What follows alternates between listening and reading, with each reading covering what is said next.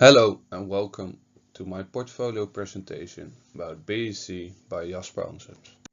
The content.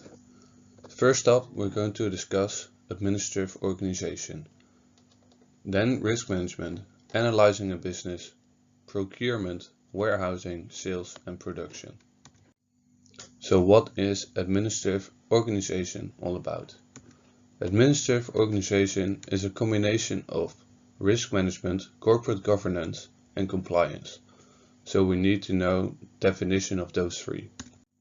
But there's a problem, because there are a lot of definitions for corporate governance. And also are a lot of compliance definitions. And we have the same problem for risk management. There are a lot of definitions. So we first need to understand a risk, the definition of a risk. A business decision is always made for the future. And it's made because there's an upcoming problem or opportunity. And you need to find a balance between a risk and a reward. So future decisions made in a business are always a relationship between risk and reward. And those risks can be a future problem or opportunity. So the risk management process. You first need to identify risks, then quantify the risk, identify the countermeasures, implement those countermeasures, and then monitor and review. So I'm going to show an example. I took the last assignment for the first part of BEC, and I'm going to follow the steps I just shown for the risk management. So in that assignment we had purchase, production, logistics and sales, and I took the production part of it. So there are a couple of steps, there are 5 steps, and for each step we wrote down the risk plus specification. So that was the first step, identifying the risks. Next up is quantifying the risk, and for those quantifications we're going to use this table, which measures the effect times the probability. And when we fill in the table I just shown, you see that the probability times effect has been added in the column on the right. And then we can see how important those risk plus specifications are. So identifying the countermeasures. We just wrote down the risk plus specification, the probability times effect, and for all those steps in production we wrote down a countermeasure to make sure those risks won't happen. After that, after implementing of the countermeasures, we always monitor and review how well they do, and then we'll start all over again because it is an ongoing process. So next up is analyzing a business. First up, you need to determine the strategy. So we got a couple of cases and we needed to determine the strategy. So the strategy could be cost leadership, differentiation strategy, focus strategy, or focus strategy but with differentiation. Next up is in analyzing the business is the organizational structure. So the structure can be 4 things: functional, divisional, geographic and metrics. Functional is basically the standard commonly used structure for small organizations. Divisional is based on a project. Geographic is most of the time used by networks across different geographic areas, so with a multi-site organizations, and a metrics is a combination between a couple of structures, and that's mostly used in very large organizations. So next up in analyzing a business is divided in 4 things. You have the stakeholders who have shares in a company, who are interested in the development of the company. You have the operations of the company. So what are they all about? What is their main operation? You have miscellaneous, so that's more about how big is the company. Are they very big or small? Did they just start up, or are they a settled name? And the reports. What reports are important for the company? Next up is procurement. What is procurement all about? It's about selecting vendors, the negotiation of contracts and the actual purchasing of goods. And purchasing is only just a part of procurement. Purchasing generally refers to simply to buying the goods or the services. So the procurement process is as follows.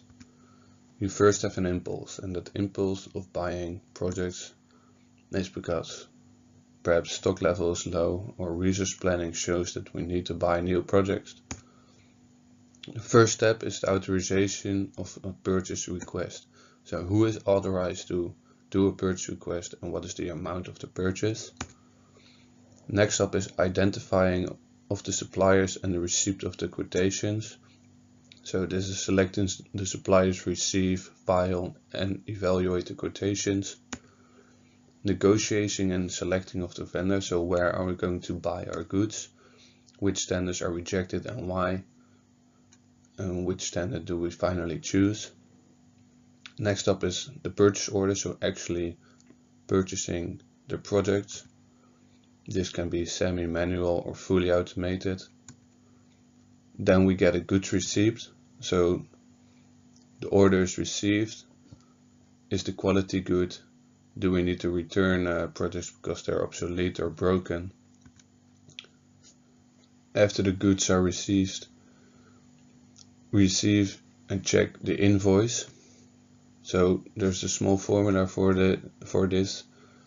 Purchase invoice, is the goods received, and is purchase order. So what the invoice says, is that actually received and did we actually order that? And finally there's a payment to the supplier, and this is also not authorized for everybody. Next up is warehouse management. And this is all about the segregation of duties. So for instance, in a big warehouse you have the purchase department. They can authorize people to do purchases or do them themselves. You have a warehouse manager, he can store the process, he has a big overview of the warehouse. You have a warehouse employee who does smaller thing in the process, and you have the financial department, and they are recording and validating everything that goes on in the warehouse management. So the warehouse also has a couple of activities.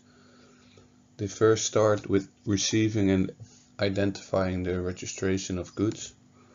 So they do a quality and quantity check and they register it in the ERP system. Next up is dispatching the goods to the storage, and this can be in a technically and administrative closed warehouse.